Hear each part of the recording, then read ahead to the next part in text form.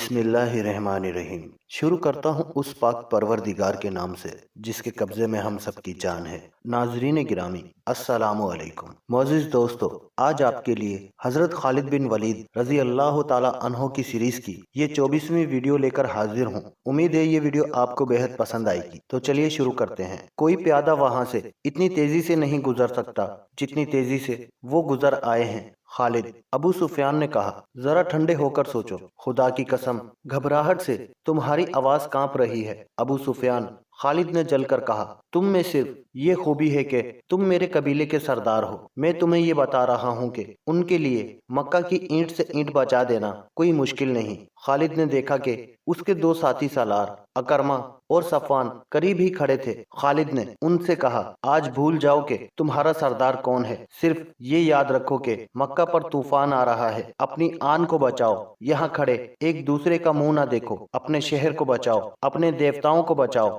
سارے شہر میں بھگدڑ بپا ہو گئی تھی۔ لڑنے والے لوگ برچھیاں، تلواریں اور تیر کمان اٹھائے مکہ کے دفاع کو نکل آئے تھے۔ عورتوں اور بچوں کو ایسے بڑے مکانوں میں منتقل کیا جانے لگا جو قلعوں جیسے تھے۔ جوان عورتیں بھی لڑنے کے لیے تیار ہو گئیں۔ یہ ان کے شہر اور جان و مال کا ہی نہیں، ان کے مذہب کا بھی مسئلہ تھا۔ یہ دو نظریوں کی ٹکر تھی، لیکن خالد اسے اپنی ذاتی وقار کا اور اپنے خاندانی وقار کا بھی مسئلہ سمجھتا تھا۔ اس کا خاندان جنگ و جدل کے لیے مشہور تھا۔ اس کے باپ کو لوگ عسکری قائد کہا کرتے تھے۔ خالد اپنے خاندان کے نام اور خاندانی روایات کو زندہ رکھنے کی سر توڑ کوشش کر رہا تھا۔ اس نے ابو سفیان کو نظر انداز کر دیا، اکرمہ اور صفوان کو ساتھ لیا اور ایسی چالیں سوچ لیں کہ جن سے وہ مسلمانوں کو شہر سے دور رکھ سکتا تھا۔ اس نے سواروں کی کچھ تعداد اس کام کے لیے منتخب کر لی کہ یہ سوار شہر سے دور چلے جائیں اور اگر مسلمان محاصرہ کر لیں تو یہ گھوڑ سوار عقب سے محاصرے پر حملہ کر دیں، مگر وہاں جم کر لڑے نہیں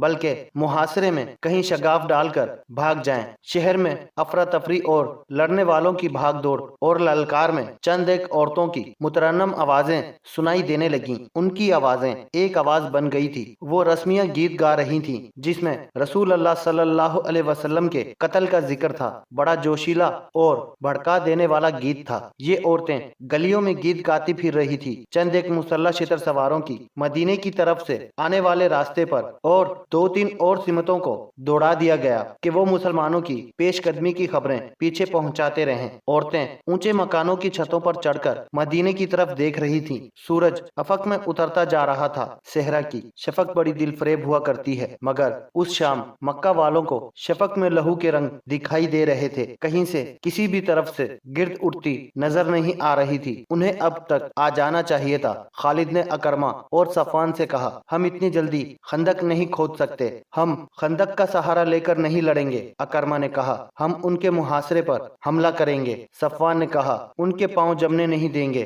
سورج غروب ہو گیا، رات گہری ہونے لگی، کچھ بھی نہ ہوا۔ مکہ میں زندگی بیدار اور سرگرم رہی جیسے وہاں رات آئی ہی نہ ہو۔ عورتوں، بچوں اور بوڑھوں کو قلعوں جیسے مکانوں میں منتقل کر دیا گیا تھا، اور جو لڑنے کے قابل تھے وہ اپنے سالاروں کی ہدایت پر شہر کے ارد گرد اپنے مورچے مضبوط کر رہے تھے۔ رات آدھی گزر گئی، مدینے والوں کی آمد کے کوئی آثار نہ آئے۔ پھر رات گزر گئی۔ خالد، ابو سفیان نے پوچھا، کہاں ہیں وہ؟ اگر تم یہ سمجھتے ہو کہ وہ نہیں آئیں گے تو یہ بہت خطرناک فریب ہے جو تم اپنے آپ کو دے رہے ہو۔ خالد نے کہا، محمد صلی اللہ علیہ وسلم کی عقل تک تم نہیں پہنچ سکتے۔ جو وہ سوچ سکتا ہے وہ تم نہیں سوچ سکتے۔ وہ آئیں گے۔ اس وقت تک مسلمان چند ایک مورچے دوسرے قبیلوں کے خلاف لڑ کر اپنی دھاک بٹھا رہے تھے۔ ان میں غزہ خیبر ایک بڑا مورچہ تھا، انہیں جنگ کا تجربہ ہو چکا تھا۔ ابو سفیان، خالد نے کہا، میں تمہیں خبردار کرتا ہوں کہ مسلمان اب وہ نہیں رہے جو تم نے احد میں دیکھے تھے۔ اب وہ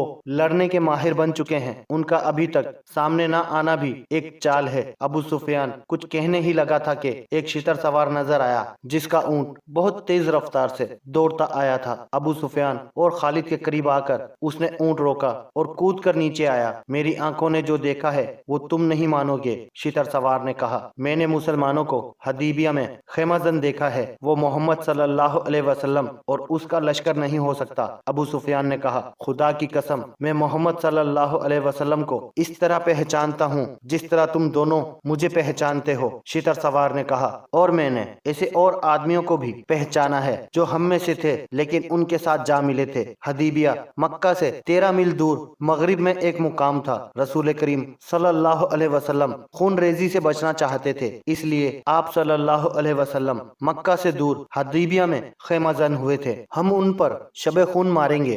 خالد نے کہا انہیں سستانے نہیں دیں گے، وہ جس راستے سے حدیبیہ پہنچے ہیں اس راستے نے انہیں تھکا دیا ہوگا، ان کی ہڈیاں ٹوٹ رہی ہوں گی، وہ تازہ دم ہو کر مکہ پر حملہ کریں گے، ہم انہیں آرام نہیں کرنے دیں گے، ہم انہیں وہاں سے بھگا سکتے ہیں۔ ابو سفیان نے کہا چھاپا مار جیش تیار کرو۔ رسول اکرم صلی اللہ علیہ وسلم نے اپنی خیمہ گاہ کی حفاظت کا انتظام کر رکھا تھا۔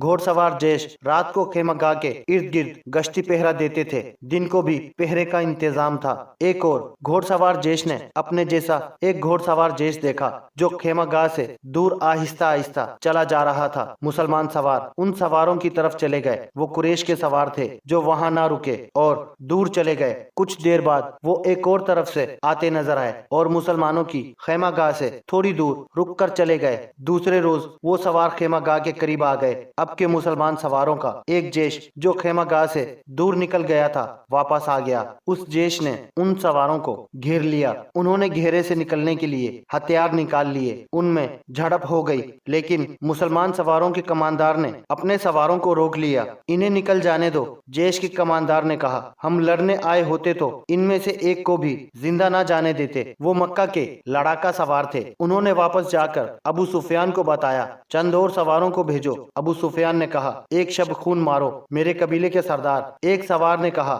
ہم نے شب خون مارنے کی بہت کوشش کی ہے لیکن ان کی خیمہ گاہ کے ارد گرد دن رات گھوڑ سوار گھومتے پھرتے رہتے ہیں۔ قریش کے چند اور سواروں کو بھیجا گیا، انہوں نے شام کے ذرا بعد شب خون مارنے کی کوشش کی لیکن مسلمان سواروں نے ان کے کچھ سواروں کو زخمی کر کے وہاں سے بھگا دیا۔ مکہ والوں پر تذبذب کی کیفیت طاری تھی، وہ راتوں کو سوتے بھی نہیں تھے، محاصرے کے ڈر سے وہ ہر وقت بیدار اور چوکس رہتے تھے اور دن گزرتے جا رہے تھے۔ آخر ایک روز مکہ میں ایک مسلمان سوار داخل ہوا، یہ حضرت عثمان رضی اللہ تعالی عنہ تھے۔ انہوں نے ابو سفیان کے متعلق پوچھا۔ ابو سفیان نے دور سے دیکھا اور دوڑا آیا، خالد بھی آ گیا، میں محمد رسول اللہ صلی اللہ علیہ وسلم کا پیغام لے کر آیا ہوں۔ حضرت عثمان رضی اللہ تعالی عنہ نے کہا ہم لڑنے نہیں آئے، ہم عمرہ کرنے آئے ہیں، عمرہ کر کے چلے جائیں گے اگر ہم اجازت نہ دیں تو۔ ابو سفیان نے پوچھا ہم مکہ والوں کا نہیں خدا کا حکم ماننے والے ہیں۔ حضرت عثمان رضی اللہ تعالی عنہ نے جواب دیا ہم اپنے اور اپنی عبادت گاہ کے درمیان کسی کو حائل نہیں ہونے دیا کرتے، اگر مکہ کے مکان ہمارے لیے رکاوٹ بنیں گے تو خدا کی قسم مکہ ملبے اور کھنڈروں کی بستی بن جائے گی، اگر یہاں کے لوگ ہمیں روکیں گے تو مکہ کی گلیوں میں خون بہے گا۔ ابو سفیان ہم امن کا پیغام لے کر آئے ہیں اور یہاں کے لوگوں سے امن کا تحفہ لے کر جائیں گے۔ خالد کو وہ لمحے یاد تھے جب یہ مسلمان سوار پروکار لہجے میں دھمکی دے رہا تھا۔ خالد کا خون گھول اٹھنا چاہیے تھا لیکن اسے یہ آدمی بڑا اچھا لگتا تھا۔ ابو سفیان نے حضرت عثمان رضی اللہ تعالی عنہ کو عمرے کی پیشکش بھی کی تھی لیکن انہوں نے اپنے نبی صلی اللہ علیہ وسلم کے بغیر اکیلے عمرہ کرنے سے صاف انکار کر دیا تھا۔ ادھر مذاکرات میں جب زیادہ وقت گزرا تو ہوا کے دوش پر یہ افواہ حدیبیہ پہنچی کہ حضرت عثمان رضی اللہ تعالی عنہ کو قتل کر دیا گیا ہے، جس کے جواب میں رسول کریم صلی اللہ علیہ وسلم نے قتل حضرت عثمان رضی اللہ تعالی عنہ کے انتقام کے لیے اپنے 1400 جانثاروں سے بیعت لی تھی۔ اس بیعت کو تاریخ میں بیعت رضوان کے نام سے یاد کیا جاتا ہے اور اسی بیعت کی وجہ سے ابو سفیان سمجھوتے پر راضی ہوا تھا۔ پھر ایک صلح نامہ تحریر ہوا تھا، اسے صلح حدیبیہ کا نام دیا گیا تھا۔ مسلمانوں کی طرف سے اس پر رسول اکرم صلی اللہ علیہ وسلم نے اور قریش کی طرف سے سہیل بن عمرو نے دستخط کیے تھے۔ اس صلح نامے میں طے پایا تھا کہ مسلمان اور اہل قریش 10 سال تک نہیں لڑیں گے اور مسلمان آئندہ سال عمرہ کرنے آئیں گے اور مکہ میں 3 دن ٹھہر سکیں گے۔ नाजरीन गिरामी, आज की ये वीडियो बस यहीं तक। उम्मीद है ये वीडियो आपको बेहद पसंद आई होगी। वीडियो पसंद आने की सूरत में वीडियो को लाइक और शेयर जरूर कीजिएगा और कमेंट्स बॉक्स में अपनी राय का इजहार भी जरूर कीजिएगा। इसी के साथ आपका दोस्त राना खालिद आपसे इजाजत चाहता है। फिर मिलेंगे किसी नई कहानी के साथ। तब तक के लिए अल्लाह हम सब का हामी और नासिर। अल्लाह हाफिज। अस्सलामु अलैकुम वरहमतुल्लाहि वबरकातुहू।